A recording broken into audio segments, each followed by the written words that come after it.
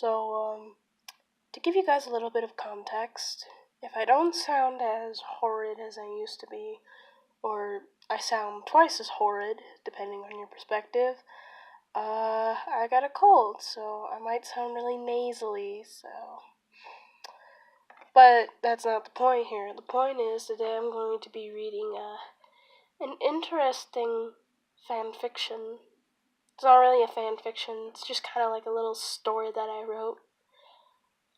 And it's called The Crow's Wings, and it's on my Google Docs. And this was a while ago, so I'm going to read it so you can, get a little bit of insight. A few months before this very moment, someone I loved for a good while tore my heart out of my chest over a poorly executed joke. It hurt, and I cried until I felt nothing anymore. The hole in my chest healed over time, but I was left without the purity I once had. I confused love with lust and vice versa, and from that day I grew more black as night. I slowly became a scattered-brained lost lamb.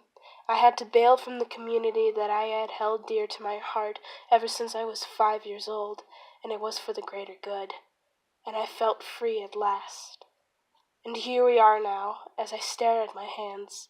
They are shaking, so very much. The two sides of my ego argue. Should I do it? No. Well, maybe. Bah, what am I to do now? Wait, I got it. I grab a crimson red piece of chalk, some candles, and a pin. With the items in hand, I run into the basement. As I reach the bottom of the stairs, the lights turn on from the sensors my dad installed some time ago. I made some room for the thing that I'm going to do. I drew a circle and the pentagram with all the symbols and other stuff with the chalk. I lit the candles and put them in their proper placements. Good. Now I head over to the switch and turn off the lights. I walk back to the gate, pen in hand. I poke a hole in my wrist to let the blood out. I treated it like a shot at the doctors. It was just a pinch. I let the blood drip for a bit, and then it healed by itself. Plenty good indeed. I uttered the chant that was meant to be said in the ritual, and once that was over with, I bowed down in front of the gate. Almighty Dark Lord, I started. I had been nothing but a weak, two-legged, blubbered mutton for the first day of school. From the threats to the fights I nearly had, it seems I am not able to coexist with anyone. So I ask of you to give me the mighty powers that I desire the most. I do not wish to be a god, but I wish to be the one that all will fear as I look down on them. I sit up after asking my request, and nothing.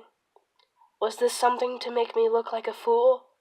Did I bloodlet myself all for naught? But as I look down in shame, I hear a voice in my head. Your request was granted, my child. The voice was low, very deep, and grim as death himself. I knew that it was Lucifer himself. Thank you, I whispered in response. I cleaned every trace of evidence of the ritual, and I continued the rest of my day as normal as possible. My mom, Dad, and older sister didn't notice anything odd. Good. Soon it was bedtime, and I hit the hay, snuggling up with my blankets under the warm, cozy bed in my room. It was quiet, and I was practically comatose. Until my alarm rang at 6:15. Stretching for a bit, I get up from the bed and turn the damn thing off. I head downstairs, kind of stumbling like a newborn foal. I walk over to the kitchen to make myself a cup of coffee. I make it how I like it.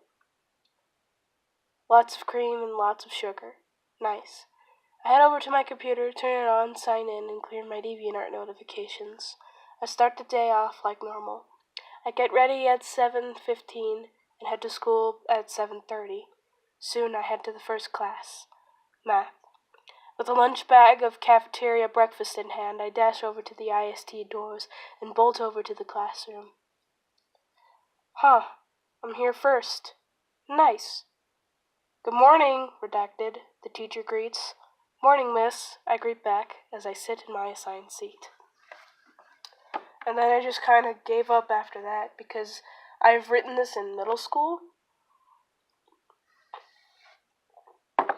So, yeah, that was like a little story that I wrote. I decided that I want to read to you guys. So, yeah.